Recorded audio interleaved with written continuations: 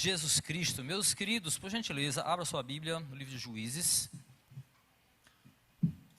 Juízes capítulo 20. Chegamos ao último sermão da nossa série, neste livro tão maravilhoso, que tanto nos ensinou durante esses 2 meses, que passamos aí pregando sermões dentro deste livro, que traz um momento muito peculiar, muito delicado, muito complicado, podemos dizer, da história do povo de Israel, do povo de Deus. E nós chegamos aqui com muita alegria, apesar das lapadas que nós levamos, né? Não foram poucas, mas eu garanto que hoje vai ter de novo, né? Vai ter de novo, não tem jeito. Esse livro, ele faz um confronto, né, com a nossa vida, não tem jeito da gente não se espelhar naquele povo, porque somos aquele povo. Somos aquele povo numa época diferente. Naquele povo, o texto diz que não havia rei em Israel. Então somos o mesmo povo numa outra época, numa circunstância diferente. E aqueles que passaram aqui durante esses sermões, durante essa série, com certeza já compreendeu a grande diferença que é. E hoje nós vamos reforçar isso por meio desse texto tão maravilhoso aqui e intrigante. Na verdade, eu peguei um detalhe de um grande contexto aqui, que acontece a partir do capítulo 18, 19, 20 e 21. Centrei num texto para a gente falar sobre esses últimos ensinamentos que vamos extrair com a ajuda do Espírito Santo, claro, e baseado nas Escrituras. Então, por gentileza, abra a tua Bíblia em Juízes capítulo 20, nós vamos ler do versículo 18 ao versículo 28. E eu já começo trazendo esse tema aí, para que você de antemão saiba qual vai ser o tema central. Irmãos contra irmãos. Um povo ladeira abaixo. Então vamos ler o texto? Juízes capítulo 20, versículo 18, nós vamos ler até o versículo 28, capítulo 20, 18 a 28. Se você não tem a nova versão internacional, acompanhe aí no telão, ou então na sua própria Bíblia, e alguma diferença significativa a gente vai ressaltar aqui, mas não tem, apesar de pequenas diferenças na tradução. Então vamos ler o texto com alegria, reverência e na esperança que o Senhor nos dê o entendimento correto para aplicarmos a nossa vida. Juízes capítulo 20, versículo 18 em diante, diz assim: os israelitas subiram a Betel e consultaram a Deus. Quem de nós irá lutar primeiro contra os benjamitas? Perguntaram. O Senhor respondeu: Judá irá primeiro. Na manhã seguinte, os israelitas se levantaram e armaram um acampamento perto de Gibeá. Os homens de Israel saíram para lutar contra os benjamitas e tomaram posição de combate contra eles em Gibeá. Mas os homens de Israel procuraram, cadê? 21 primeiro, né? 21.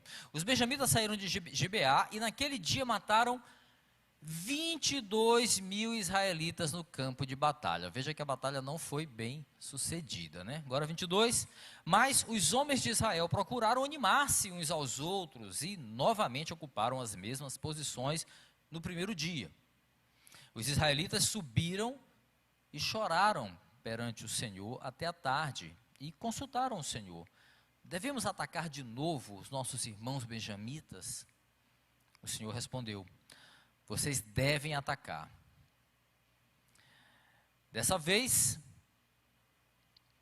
quando os benjamitas saíram de Gibeá para enfrentá-los, derrubaram outros 18 mil israelitas, todos eles armados de espada. Então, todos os israelitas subiram a Betel e ali se assentaram, choraram perante o Senhor. Naquele dia jejuaram até a tarde e apresentaram holocaustos e ofertas de comunhão ao Senhor. E os israelitas consultaram ao Senhor. Naqueles dias a arca da aliança estava ali. Eu estou no texto aí, tá certo? Tá. E Finéias, filho de Eleazar, filho de Arão, ministrava perante ela, perante a arca. Perguntaram: sairemos de novo ou não para lutar contra os nossos irmãos benjamitas? Veja que foram 3 consultas feitas ao Senhor, uma diferente da outra. O Senhor respondeu: vão, pois amanhã eu os entregarei nas suas mãos. Feche teus olhos, vamos orar. Senhor Deus Todo-Poderoso, Deus de graça, de misericórdia, muito obrigado, Senhor, pela leitura, pela possibilidade que temos de ler a Tua Palavra livremente no nosso país. Muito obrigado, Senhor, porque em muitos lugares, muitas pessoas não dispõem desse privilégio, não podem ouvir a Tua Palavra, não podem nem mesmo adquirir uma Bíblia. Por isso nós te agradecemos por essa liberdade, Senhor, e te pedimos, em nome de Jesus, que a Tua Palavra fale conosco, que nós possamos ouvir a Tua voz esta noite por meio das Escrituras, que Teu Espírito nos dê o entendimento correto, para que possamos aplicar para nossas vidas, com clareza e simplicidade, humildade e gratidão. Assim nós te pedimos, Senhor, em nome de Jesus, amém. Meus irmãos, a história que eu vou contar para vocês agora, ela é uma história sangrenta, e proibida para menores de idade, portanto, tirem as crianças da sala, como se diz aí no jargão.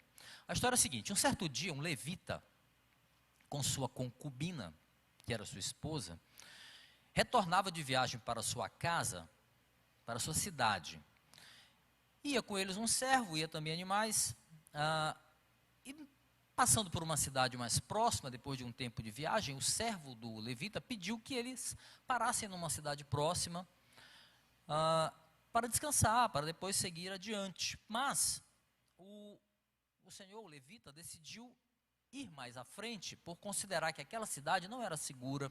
Por quê? Porque não era uma cidade comandada ou habitada por pessoas de uma das tribos de Israel. Era um povo pagão que estava naquela cidade, sugerida pelo servo.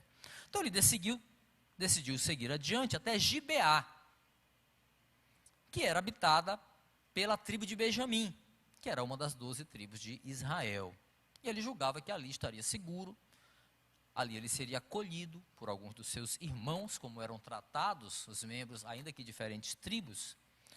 Mas, contrariando a expectativa, ninguém convidou ele e a sua esposa, seu servo, para pernoitar, para acomodá-los. Eles ficaram na praça por um tempo, até que um homem, um idoso, se compadeceu deles e os chamaram, chamou aquele levita para recebê-los na sua casa. Aí o que acontece agora é surpreendente. Teve um dado momento ali, um grupo que o texto traduz como vadios, pelo menos na NVI, eles começaram a esmurrar a porta daquele homem, exigindo que ele entregasse aquele levita para abusar sexualmente dele. Então aquele idoso vê o peso daquela ameaça, implora para aqueles homens que não fizessem aquela loucura. E aí, num ato mais absurdo talvez do que o ato daqueles homens pervertidos, aquele idoso que recebia o levita, ele oferece a própria filha virgem e a mulher do seu hóspede, em troca, de que aqueles homens perversos deixassem o seu convidado em paz. A proposta foi recusada, eles não aceitaram isso. Então, surpreendentemente também, o levita decide entregar a própria mulher para satisfazer a perversão sexual daquele grupo de benjamitas ali. Depois disso, meus irmãos, pasmem, quando ele se vê livre daquela ameaça, ele vai dormir. E aí, eis que inicia-se uma noite de terror para aquela mulher. Durante toda a noite, ela é violentada, ela é abusada sexualmente por aqueles homens benjamitas. E o mais espantoso de tudo, como já dissemos, o marido não se importa, ele não fica desesperado, ele não tenta resgatá-la, ele não faz absolutamente nada, ele vai dormir, é o que indica a história. Pela manhã ele se levanta, quando abre a porta já para ir embora, seguir viagem, ele vê a mulher caída no chão, desacordada, em vez de desampará-la, ou em vez de ampará-la, ele simplesmente diz: bora, levanta e vamos embora. Desse jeito. Ela não responde, ou porque já estava morta, ou porque estava muito perto disso. Ela estava desacordada. Aquele homem simplesmente pega a mulher, bota em cima de um jumento e vai embora. Segue viagem para a sua cidade. Quando ele chega ao destino, o que ele faz? Ele apanha uma faca e esquarteja o corpo da mulher em 12 pedaços. E envia as partes para diferentes pontos ocupados por Israel na terra de Canaã, o que sugere para cada uma das tribos, das 12 tribos, que eram 12 pedaços. E, pelo que a gente entende, no coração daquele homem não se via um homem revoltado pela barbárie que tinha acontecido com a sua esposa, com a sua mulher. O que a gente vê é alguém sedento por vingança, porque ele perdeu a sua propriedade, que a mulher era uma propriedade para ele, e ele estava no prejuízo. Aquelas tribos, quando recebem os pedaços da mulher, ficam chocadas, e decidem se reunir para apurar o que tinha acontecido, quais eram os detalhes da história, e deliberar sobre o que deveriam fazer. Então convocam aquele levita, a primeira coisa, para contar a sua versão dos fatos. Só que ele vai e conta apenas uma parte da história. Ele diz que lá na cidade de Gibeá, aqueles benjamitas cercaram a casa onde ele estava, porque queriam matá-lo, mas na verdade eles queriam violentá-lo sexualmente. Essa é a verdade. Ele continua contando a história e diz que aqueles homens violentos levaram a sua mulher, a violentaram sexualmente e a assassinaram, mas na verdade quem entregou a mulher foi ele mesmo. Ele que entregou a mulher. O fato é que as tribos se revoltam com aquela história. Israel não considera nenhuma culpa no levita, afinal de contas ele tinha atenuado a história, né? Ele camuflou a história. E eles entendem que aqueles homens eram culpados e merecedores de punição. Então o que acontece?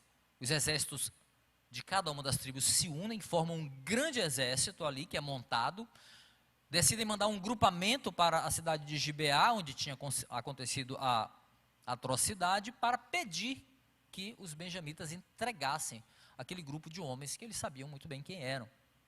Mas o que acontece é que a tribo de Benjamim não entrega aqueles homens. Não importasse a atrocidade que eles haviam feito, eles entenderam que ninguém de fora poderia vir e resolver uma questão ali e se meter nas coisas que é da tribo, enfim, é como se eles dissessem assim: não, eles são da nossa família, nós vamos defendê-los aqui independentemente da barbárie que eles cometeram. Era assim a situação. A negativa para aqueles homens, para o restante do Israel, foi uma declaração de guerra. E aí, Benjamim, consciente disso, que haveria uma guerra, reúne um exército de 26.700 homens para lutar contra um exército colegiado de 700.000 homens. 26.700 contra 700.000, que era a união das outras tribos num grande exército. E aí, meus irmãos, essa história que eu estou contando para vocês, que realmente ela é imprópria para menores, é o que acontece no capítulo 19 de Juízes, depois você lê a história, e no começo do capítulo 20 até o versículo 18, ou seja, o trecho do capítulo 20 que antecede aquilo que vai ser o nosso ponto de partida daqui por diante. Nosso texto vai seguir a partir daí. Muito bem, meus irmãos, o que nós vemos aqui e temos visto ao longo da nossa série aqui em Juízes, que lamentavelmente existe mais uma vez o retrato nefasto de um povo afastado de Deus. Um povo que o próprio versículo 19, volta aí um capítulo aí, o próprio capítulo 19, voltando aí um capítulo rapidinho, começo do capítulo 19, ele já diz aí por que está acontecendo aquilo ali, ó, a frase que define a razão de toda a decadência moral e espiritual do povo. O que diz? Naquela época não havia rei em Israel. Logo, conforme nós vimos lá no capítulo 17, versículo 6, e também no último versículo de Juízes, que nós vamos relembrar, complementando, não havia rei em Israel, e o povo fazia o que achava certo aos próprios olhos. Eles julgavam o que era certo e o que era errado. Meus irmãos, ao frisar aqui no capítulo 19, que é o início da história que eu acabei de contar para vocês, quando o autor diz, naquela época não havia rei em Israel, é quase como que prevenir os leitores do que viria pela frente, do que queria ser contado ali. É quase que uma prevenção. Olha, eu vou contar uma coisa para vocês, mas saibam que isso tudo aconteceu porque naquela época não havia rei sobre Israel. Resumindo o que aconteceu e o que viria depois disso, uma mulher seria brutalmente violentada, seria assassinada por um bando de pervertidos. Isso tudo com a anuência do marido, que friamente entrega a mulher para livrar o seu próprio pescoço. Depois que a mulher é assassinada, ele esquarteja ela em 12 pedaços, manda para as tribos de Israel, que depois toma uma decisão aos próprios olhos, à própria justiça, e tudo aquilo vai provocar uma grande guerra civil entre os israelitas. Meus irmãos, como nós dissemos lá no domingo passado, depois você pode conferir, já está disponível, tá? No canal. Israel estava vivendo um descalabro total, moral, espiritual. Frase que resume tudo isso é: o povo havia se esquecido de Deus e havia se esquecido dos seus mandamentos. Só que agora aqui, meus irmãos, em vez de um inimigo cananeu, como a gente viu ao longo da nossa série aqui em Juízes, em outros casos, agora a guerra seria contra alguém de dentro do próprio Israel. Seriam irmãos, como eles mesmos costumavam se tratar, era o tratamento utilizado na época, ainda que fossem de diferentes tribos. Longe de Deus, meus irmãos, o povo seguia ladeira abaixo.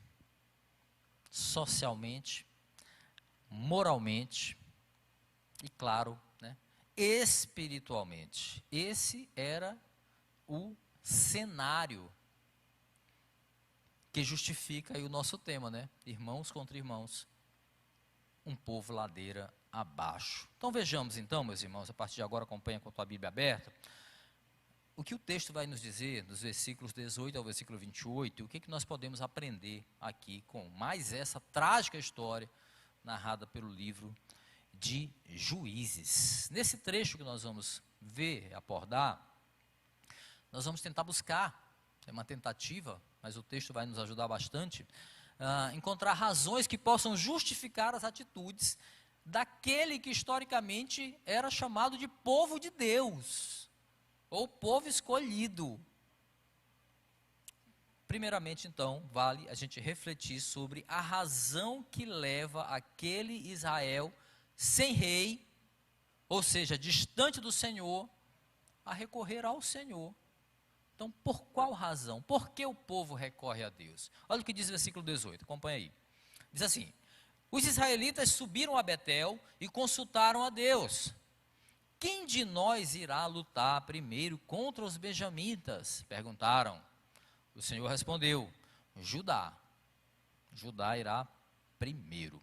Meus irmãos, pelo texto que nós lemos no início, todo ele, 18 a 28, nós vamos repassar aqui ao longo do sermão. Israel agora está unida, Isso era uma coisa raríssima naquela época. O povo estava disperso, afastado do Senhor, mas agora Israel se une, mas não para adorar a Deus, não se une para se arrepender dos seus pecados, não se une para fazer concertos necessários, não se agrupa num trabalho de comunhão, de unidade, nada disso. As 11 tribos, considerando que estavam ali, menos Benjamim, obviamente, estão unidas para destruir os próprios irmãos da tribo ali de Benjamim, que havia cometido, pelo menos aqueles homens. A ideia inicial era só aqueles homens, mas como eles não são entregues, a guerra vira contra toda a tribo. Já os benjamitas, eles preferiram entrar em uma guerra sangrenta com seus irmãos a entregar aqueles homens que tinham cometido um crime bárbaro. Eles preferiam defender aqueles criminosos a evitar uma guerra que seria sangrenta.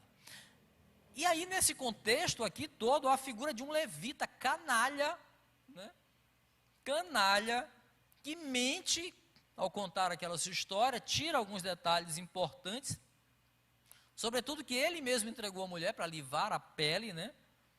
Então, o que a gente vê? Qual é a equação aí? A mentira, a frieza daquele levita, a libertinagem daquele sexual, né, daqueles homens, aqueles benjamitas, somada à decisão de um povo sem rei, que fazia o que era certo aos seus próprios olhos. Tudo aquilo resultou o quê? Na carnificina que nós veremos aqui.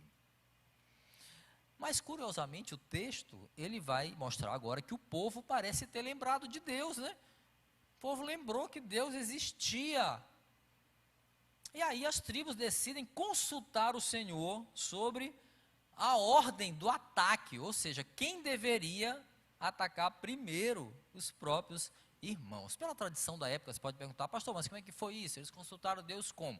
Havia uma tradição na época ali do povo de Juízes que isso era feito por sorteio. Isso era muito comum, conforme relatos que nós vamos ver no Antigo Testamento e em diferentes partes. Então, no tempo dos juízes, ali especificamente, era comum essa consulta ao Senhor, que ela fosse feita por meio de uma espécie de sorteio. Uma pergunta era feita, e aí eram lançados uma espécie de dados, ou então pedaços de marfim, ossos pequenos, enfim, e através daquele jogo ali, havia uma resposta, se chegava a uma resposta de Deus. Então, nesse trecho aqui do livro, e aí eu quero que você deixe marcado e vai lá para o começo de Juízes, primeiro versículo do livro, tá? Deixa marcado aí, capítulo 20, vai lá para o primeiro capítulo de Juízes, versículo 1.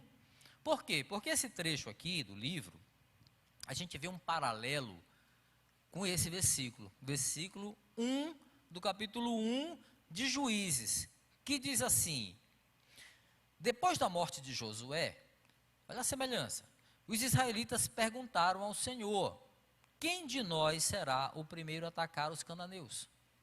O Senhor respondeu: Judá será o primeiro. Agora tem um detalhe diferente, porque ele diz: eu entreguei a terra em suas mãos. Versículo 20 ele não tem essa parte, é só Judá deve ir primeiro. Naquela época, como vemos aqui no versículo 1, quando inicia-se o livro, o povo já havia perdido o seu líder, né? Josué.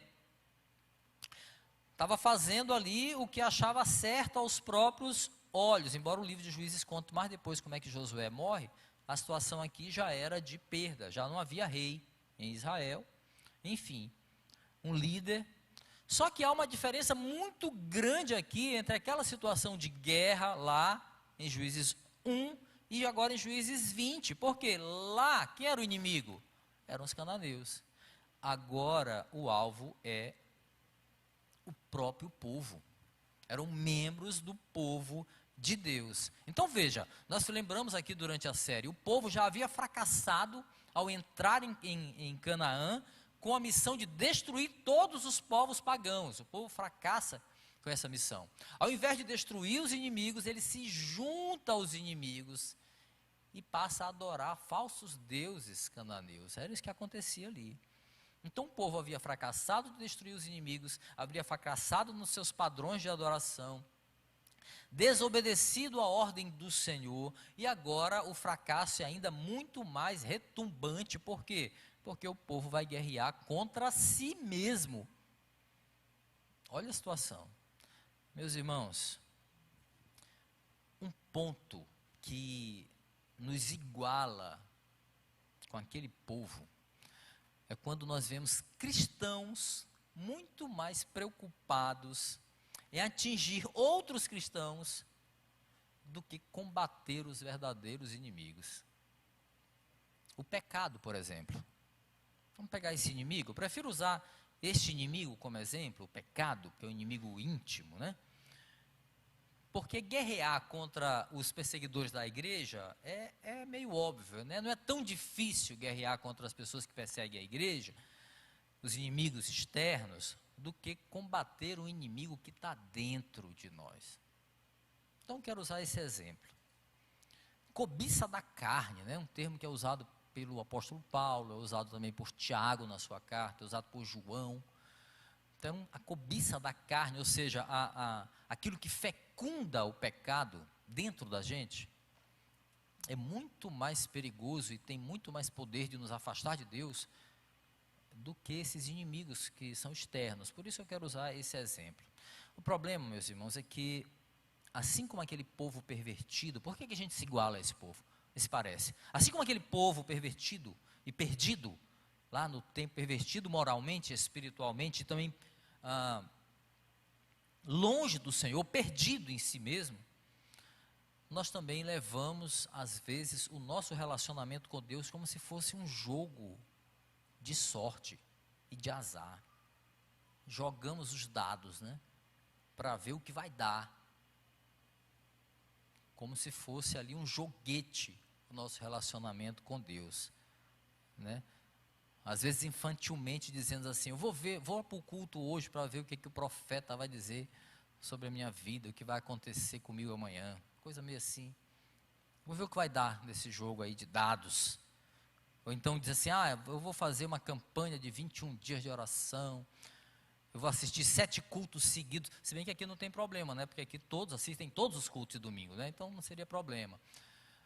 Vou assistir 7 cultos seguidos para ver se Deus faz determinada coisa e tal, vai me falar comigo sobre tal coisa. Muitos ainda perdem tempo, né, com essas coisas místicas, com esses relacionamentos aí, esse joguete com Deus, né? Essas coisas.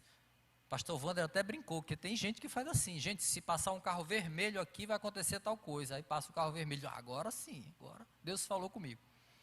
Tem gente que tem essas maluquices. Meus irmãos, um ponto importante aqui, tá? Muito importante. Notem que o texto revela que não houve uma consulta ao Senhor sobre se Israel deveria ir para a guerra contra Benjamim. As tribos já haviam decidido sobre isso. Isso já era fato consumado. Era a coisa certa a fazer, segundo o que eles já estavam ali julgando ser o que era justo. Atacar não era dúvida aí, já era decidido.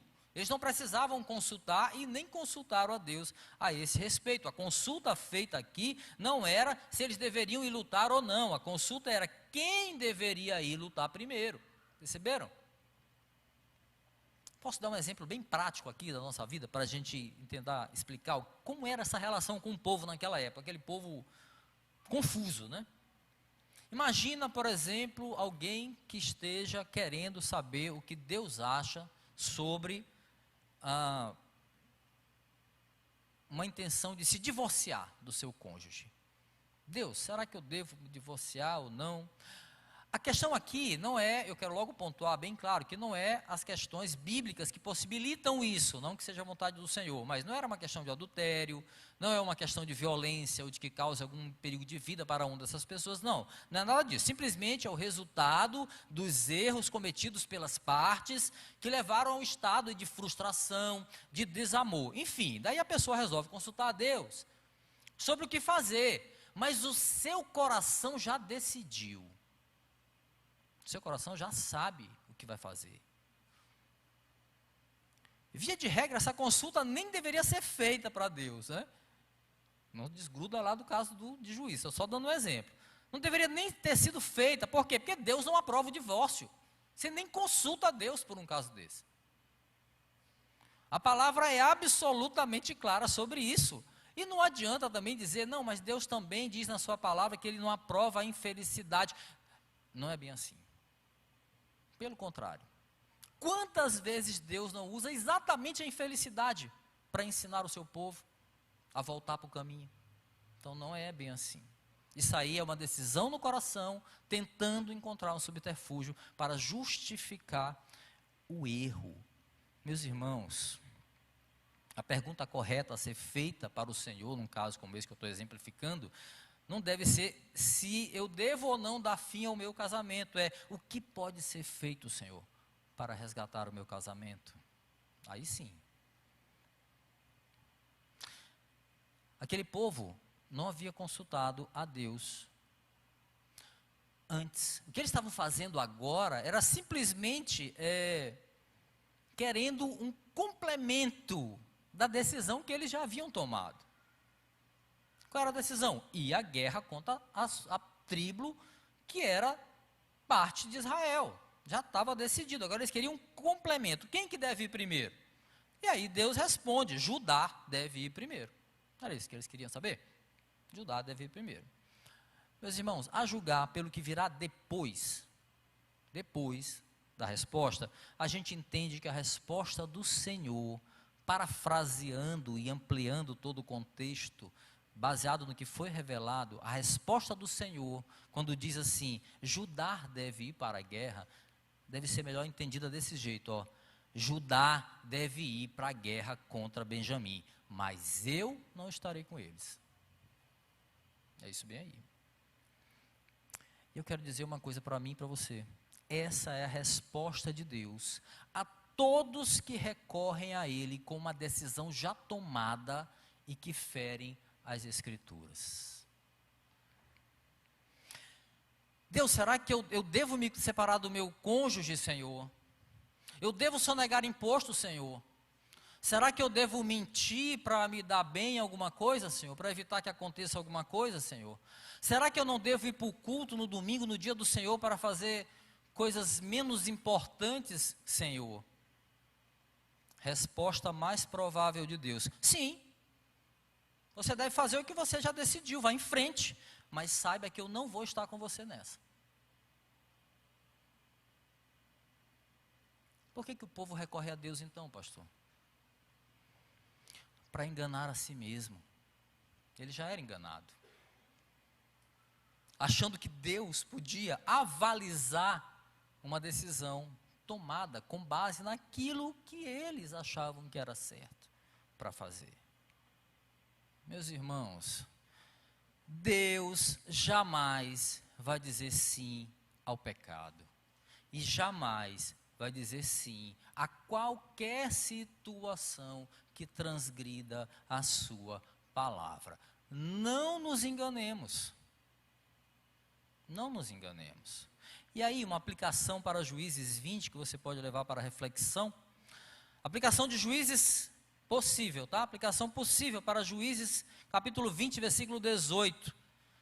Essa é a resposta àqueles que consultam a Deus com base em decisões já tomadas, mas que ferem as Escrituras. Sim, se você já decidiu, vá em frente, mas saiba que eu não estarei com você. Vamos ser francos. Vamos ser francos. Vá, mas vai sabendo disso. Você vai só. Deus não está nessa história. A resposta foi dada, né? Então, Israel se prepara para a batalha, né? Achando que Deus avalizou. E aí, para um povo que está distante de Deus, é muito fácil permanecer no erro. E pior, cometer o mesmo erro mais de uma vez. Adiante no texto a gente vai ver isso muito claro. O texto vai dar sinais sobre razões que fazem o povo insistir no erro. Por que o povo insiste no erro? Olha as razões. Por que o povo insiste no erro? Versículo 19 em diante. Diz assim: na manhã seguinte, os israelitas se levantaram e armaram acampamento perto de Gibeá. Os homens de Israel saíram para lutar contra os benjamitas e tomaram posição de combate contra eles em Gibeá. Os benjamitas saíram de Gibeá e naquele dia mataram 22.000 israelitas no campo de batalha. Mas os homens de Israel procuraram animar-se uns aos outros e novamente ocuparam as mesmas posições do primeiro dia. Os israelitas subiram agora e choraram perante o Senhor até a tarde e consultaram o Senhor. Devemos atacar de novo os nossos irmãos benjamitas? O Senhor respondeu: vocês devem atacar. Então os israelitas avançaram contra os benjamitas no segundo. Agora vai, hein? Você pode pensar, agora vai. Versículo 25. Dessa vez, quando os benjamitas saíram de Gibeá para enfrentá-los, derrubaram outros 18.000 israelitas, todos eles armados de espada. Vale a gente lembrar que havia uma desproporção, né, do exército. Lembra? Você pode pensar, como é que eles estão ganhando essa guerra? Eram 26.700 do lado de Benjamim contra 700.000 em Israel. Mas aí é a história da geografia bíblica. Quem está fazendo teologia vai chegar nessa cadeira. A geografia bíblica, né? O que acontecia ali? Havia um posicionamento geográfico estratégico para os benjamitas. Então, apesar de Israel ser muito maior em número de soldados, eles não tinham condições de lançar todo o exército. Eles tinham que, no máximo, uma tribo de cada vez. Uma a duas, no máximo. Quem assistiu aquele filme 300? É muito legal aquele filme. 300, ele é baseado em quadrinhos, mas tem até uns elementos bíblicos ali, tá? O que aconteceu? Era uma guerra entre uma cidade grega, Esparta, contra um poderio do exército maior do Império Persa na época, né? Então, o que acontece? Eram só 300 homens espartanos contra milhares e milhares do exército persa. Mas o que acontece? Eles estavam posicionados em um lugar estreito, em um lugar onde não fazia diferença. Por quê? Porque um exército inteiro não podia entrar. Tinha que entrar um pouquinho de cada vez. E os espartanos experientes em guerra começaram a dar uma peia em cada batalhão que vinha, eles peia. Dá para visualizar o que acontecia ali? Era isso. Como eles estavam posicionados num lugar estratégico, os benjamitas, Israel mandava o povo e eles peia. Mandaram de novo e eles peia de novo. Havia uma estratégia ali, geográfica, né? Estavam numa situação privilegiada. E assim, milhares e milhares foram mortos. Mas apesar da derrota, o povo estava convicto, né, de que estava fazendo a coisa certa e que tinha aprovação de Deus. Versículo 22, nós vemos que os homens de Israel procuraram se animar-se, né, eles animaram uns aos outros. Não, vamos lá, está ali no versículo 22, né? Os homens tentaram animar uns aos outros e tal, voltaram a se posicionar para a batalha, vamos lá. Só que aí, veja que agora há uma diferença no ato como eles vão consultar ao Senhor. Aí no versículo 23, os israelitas, diz o versículo, subiram e choraram. É um elemento novo. Choraram perante o Senhor. Claro, o povo havia amargado 2 derrotas. E a dor da perda era muito grande ali. Havia uma dor da perda. Mas só que o erro, meus irmãos, estava na origem. E quando o erro está na origem, as consequências são inevitáveis. E a origem era o homem, era o próprio homem. Então o povo torna a consultar a Deus, mas agora a pergunta ganha novos elementos. Olha a pergunta como é: devemos atacar de novo? Aí eles vão usar o termo, os nossos irmãos benjamitas? E o Senhor responde, né, vocês devem atacar. A gente tem uma impressão, eu tive a impressão de que houve ali um abalo na convicção. Agora parece que eles pensaram assim, será que a gente está fazendo a coisa certa? A gente está lutando contra os nossos irmãos, estamos perdendo a guerra feio. Será que é isso mesmo que a gente tem que fazer? Mas não tinha jeito, o erro estava consumado, meus irmãos. Eles já estavam cegos. E aí Deus vai. Vocês não já decidiram? Devem atacar sim. E aí novamente Israel vai lá, acaba derrotado pela segunda vez, 18.000 são mortos. Meus irmãos, embora seja intrigante a maneira como Deus age aqui, né? A maneira que Deus agia no Antigo Testamento se a gente não tem atenção para isso, era uma época bem diferente, tá, meus irmãos? Ali havia uma luta de vida ou morte, né? Então a maneira que Deus age aqui, ela é intrigante, mas a gente percebe que mesmo Ele permitindo aquela carnificina entre irmãos, nos parece muito clara a decisão de Deus de dar ao povo uma lição de humildade, bem como mostrar como trágico pode ser o destino daqueles que se afastam dele e dos seus mandamentos. Meus irmãos, Deus havia tirado aquele povo da escravidão no Egito. Havia ensinado que eles deveriam ir para uma terra prometida, E quando chegassem nessa terra, eles deveriam tomar a terra, tomar posse da terra, destruir todos os exércitos pagãos, porque eles seriam ameaças para a fé deles. Mas em vez disso, o povo escolhe a desobediência como caminho. Não apenas fracassa em destruir os inimigos, mas se junta a eles em adoração aos falsos deuses. E agora o fracasso é muito maior, como já falamos, porque nós vemos irmãos matando irmãos. Nós vemos um povo que desce a ladeira como um carro desgovernado, sem freio, lançado à própria sorte. Sabe-se lá o que vai acontecer, né? Imagina um carro descendo ladeira abaixo sem freio, com você dentro. É isso. Meus irmãos, nas duas vezes que Deus responde, perceba, apontando o caminho da guerra, nas duas vezes Deus não garante vitória. Vocês viram?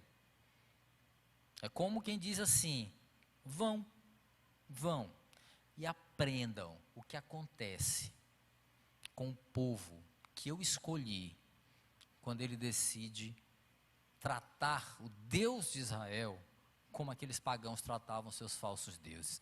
Vocês vão aprender da única e pior maneira. Vão. Às vezes, meus irmãos, e eu me encaixo nisso aí, tá? Eu gosto de pegar situações pessoais para que não pareça que é com você que eu estou falando. Estou falando algo que eu vejo em mim mesmo. Deus precisa soltar a linha, sabe aquela linha que nos prende a Ele? Uma pipa. Decide soltar a linha para que a gente aprenda com as consequências da nossa desobediência. No tempo certo Ele traz de volta, mas às vezes demora. Quanto mais desobediente, mais demora. Foi o que aconteceu com aquele povo. Soltou a linha.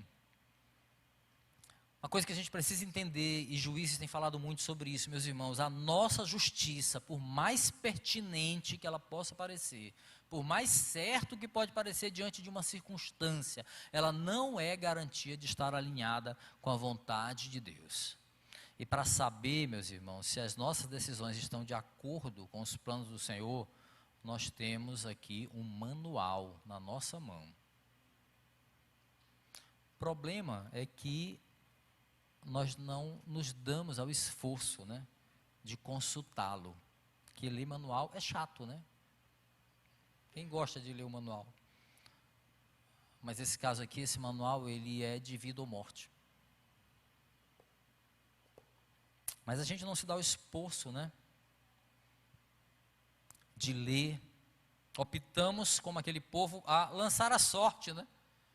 Como fazia o povo de Israel no tempo dos juízes.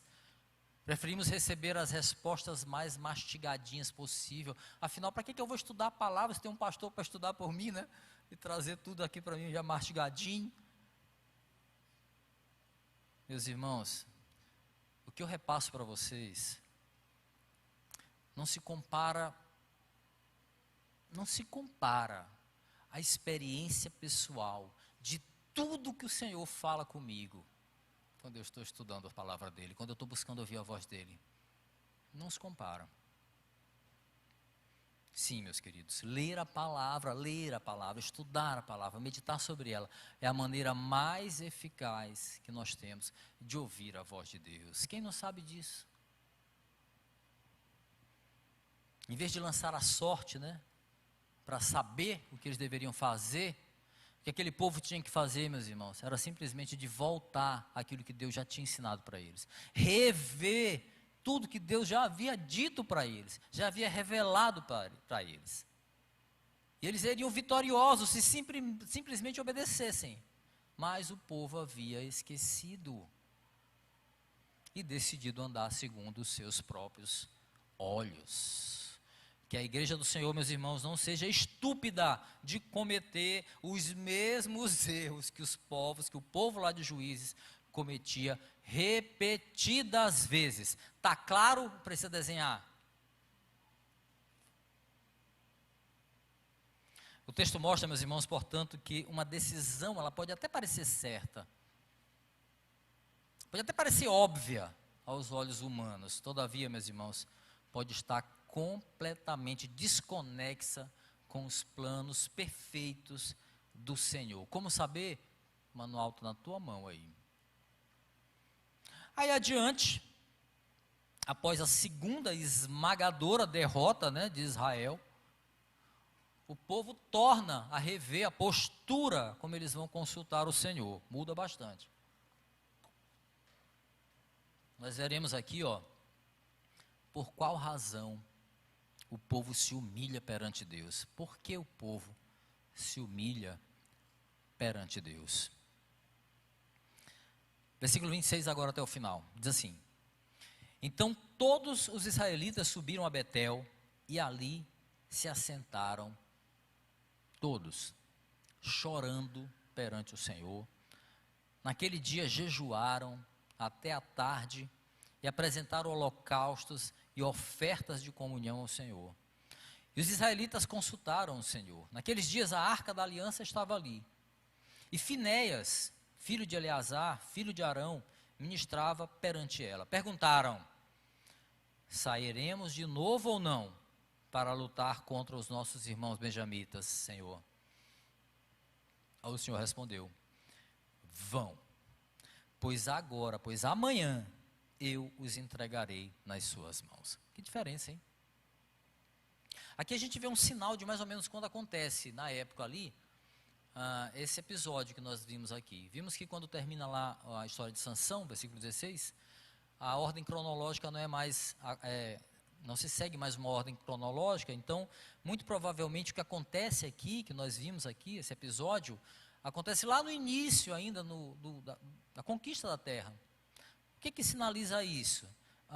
O versículo 28 está indicando aí que esses eventos, tudo aquilo que aconteceu com a presença de um sacerdote que era descendente de Arão, no caso Finéias, né? Ele ainda era um descendente muito próximo, né? Então, há uma sensação de que, há uma indicação de que não teria passado tanto tempo assim, desde o momento que eles entraram ali à terra prometida. E também a única vez, só para matar qualquer curiosidade aí, a Arca da Aliança aparece na história de Juízes aqui, porque a arca era meio nômade lá naquela época, ela não tinha um tabernáculo fixo, era confuso, né? Lembra que nós vimos o caso de Mica, né, que tinha até um santuário próprio, mas a arca não estava lá, né? Mas então a arca aparece aqui. Então, muito bem, voltando aqui para a questão do texto, depois de 2 derrotas, o povo agora parece que busca um comprometimento mais adequado, né?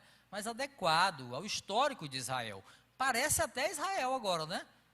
Parece até Israel, com tudo que eles estavam fazendo. Tem um jejum aqui, o jejum é visto agora como um ato de purificação, é um ato de humilhação diante de Deus. A reunião vai incluir holocaustos, vai ouvir ofertas de comunhão ao Senhor, diz o texto. O ritual ali todo é feito não de qualquer jeito, mas por um sacerdote, diante da Arca da Aliança. O povo havia se preparado agora para consultar ao Senhor, oferecendo sacrifícios ali, provavelmente para tentar remover qualquer pecado. A intenção era essa, né? De expiação de pecado, alguma coisa que estivesse impedindo que eles obtivessem vitória naquelas batalhas. Meus irmãos, em que pese aqui as intenções duvidosas, pode-se dizer, do povo, não sabia se eles estavam fazendo uma oração sincera, uma adoração sincera ao Senhor, ou se eles estavam querendo barganhar com Deus. Deus, estou te oferecendo tudo isso para agora eu ter vitória. Mas há um fato, o fato é que havia humilhação naquele comportamento. O povo estava humilhado perante o Senhor. E aí, diante dessa mudança de comportamento, o Senhor responde diferente. Agora ele dá garantia de que os benjamitas seriam derrotados. O que fica de lição para aquele povo, antes mesmo de ir para a guerra? Uma lição de quebrantamento, uma lição de humilhação, uma lição de que eles deveriam retornar aos padrões que deveriam caracterizar Israel e que deveria diferenciar dos povos pagãos que estavam ali em Canaã. O problema é que não houve, meus queridos, um conserto propriamente dito. Poderia estar acontecendo tudo aquilo aí de uma forma muito ritualística, mas o conserto propriamente dito não estava acontecendo. A gente vê isso no decorrer do texto. A gente segue no texto, a gente vê que tem uma mudança de estratégia a partir dessa resposta. lembra, eles estavam num local ali complicado, né? Então eles têm uma estratégia de tirar aquele povo daquele lugar, o exército ataca por outro lado, enfim, muita carnificina vai acontecer, você lê o resto da história aí depois, vão matar todas as pessoas da cidade, crianças, mulheres, animais, ao ponto de praticamente exterminar a tribo de Benjamim. Mas aí o povo cai em si, de repente as tribos caem em si, são acometidos não de um arrependimento, mas de um remorso por ter quase dizimado uma das tribos de Israel. E aí eles decidem, então, já haviam sobrevivido um grupo de 600 homens, você lê a história depois, tá? Havia sobrevivido, eles decidem então pegar mulheres de outras tribos, porque eles tinham matado todas as outras, mulheres de outras tribos para dar para esses homens. Não é suficiente, a história é louca, vocês imaginam assim, gente, o pessoal está loucão, totalmente afastado do Senhor, as ideias que eles têm são as piores possíveis, e aí eles fornecem mulheres para esses sobreviventes, para que eles pudessem manter a sua linhagem, ou seja, continua fazendo tudo errado, tanto que o último versículo do livro de Juízes, você pode ver aí, capítulo 21, último versículo 25, Juízes termina desse jeito. Naquela época não havia rei em Israel, cada um fazia o que lhe parecia certo. Olha como termina o livro. Ou seja, não houve um conserto. Não houve um conserto. Meus queridos, apesar de um suposto esforço de humilhação aqui, feito pelo povo, que foi suficiente para Deus responder com graça, né? Israel não experimentou um conserto profundo, um conserto que de fato trouxesse aquele povo de volta para Deus, de volta para os seus mandamentos. Agir por conveniência, escuta, ou com gestos superficiais. Deus, hoje eu vim para a igreja, hein? Está me vendo aí? Sou crente. Agir por conveniência, por gestos superficiais, não significa em absoluto mudança no coração. E Deus sabe disso. Sabe. E aí, mais uma vez, fica o alerta, meus irmãos, para nós, por meio de mais essa trágica história aqui do livro de Juízes. Eu quero caminhar para a nossa conclusão dizendo o seguinte: a história de Juízes, meus irmãos, ela reforça, eu amo as Escrituras, ela reforça uma das características históricas que sela a veracidade dos relatos bíblicos. Qual é essa característica? A sinceridade como os fatos são narrados, ou seja, sem esconder os podres do povo. Meus irmãos, de Gênesis a Apocalipse, as Escrituras relatam a ação de um Deus misericordioso que precisa ser muito paciente e amoroso para lidar com um povo que se chama nós, a lidar com esse povo desobediente e pecador, de Gênesis a Apocalipse. Gente, não fosse relatos pensa bem, esses relatos não fossem eles inspirados pelo próprio Deus, não fossem eles, o que impediria os redatores bíblicos de camuflarem a história, ou mesmo atenuar um pouquinho os deslizes dos homens, hein? São homens que escreveram, a Bíblia foi escrita por homens, então por que esses homens não deram uma melhorada, uma maquiada, hein? Aqui com esse povo aqui? Não fosse a ação do Espírito Santo, pensa comigo, o que teria o apóstolo Paulo ter escrito que ele era o menor dos apóstolos, o pior dos pecadores, em vez de dizer que ele foi um missionário super comprometido e que ele deveria ser reconhecido por tudo que ele fez pelo reino, né? Não fosse o Espírito Santo inspirar os escritores dos evangelhos, Mateus, Marcos, Lucas e João, o que teria feito eles, se não fosse o Espírito Santo? O que fez aqueles homens declararem que eles eram pequenos na fé, que abandonaram Jesus no Calvário, duvidaram da palavra dele muitas vezes? Porque eles não deram uma melhorada, né? Meus irmãos, nós somos o que somos. Nós somos um reflexo fidedigno das nossas atitudes, e dos nossos pensamentos. Aquilo que só Deus sabe.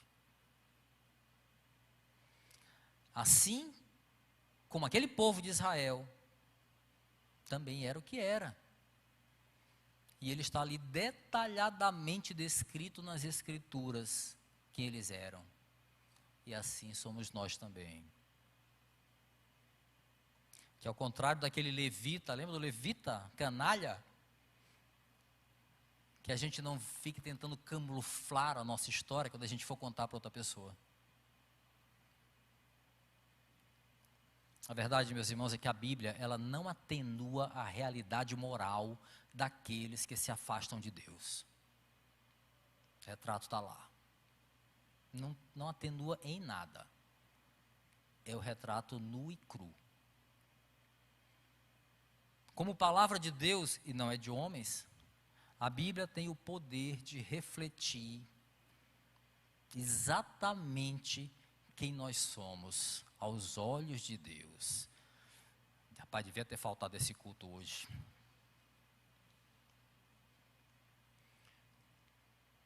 Mas está gravado.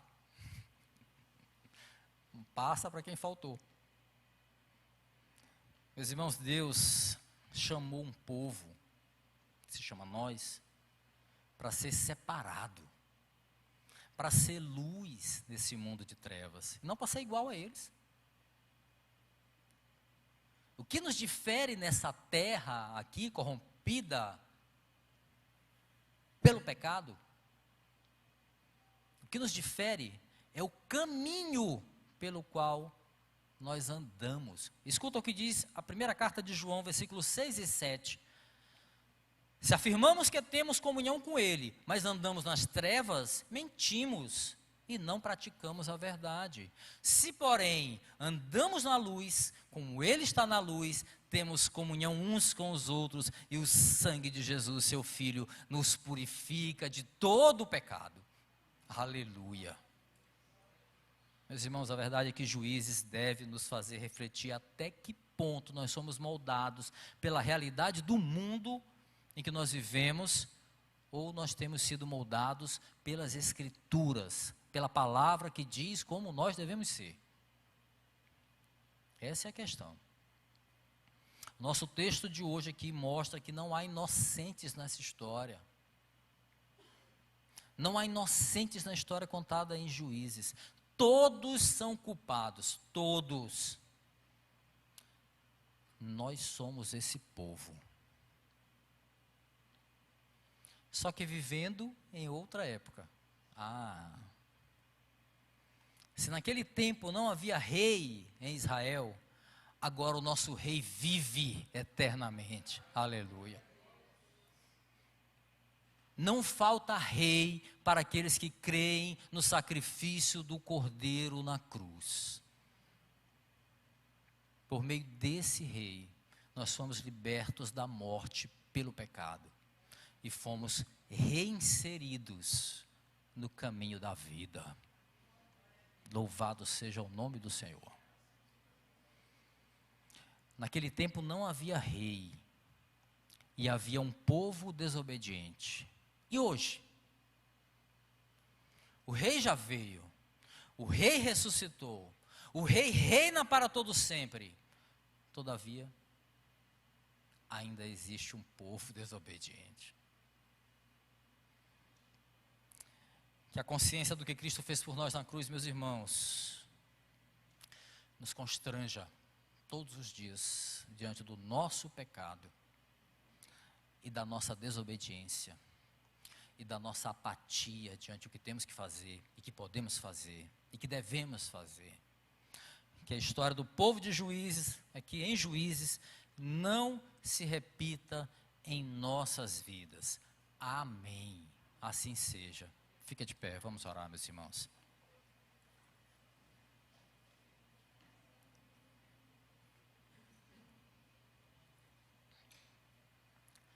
Senhor, louvamos o teu santo nome, temos consciência, Deus, que tantas vezes negligenciamos a tua palavra.